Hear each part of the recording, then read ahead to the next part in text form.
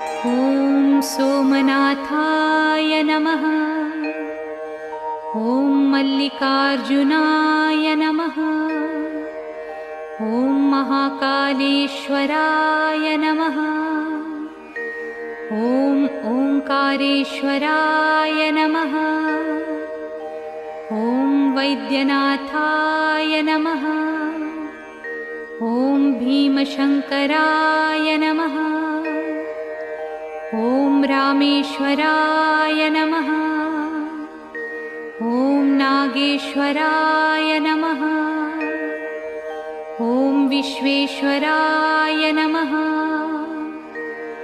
ॐ त्र्यंबकेश्वराय नमः। ॐ केदारेश्वराय नमः।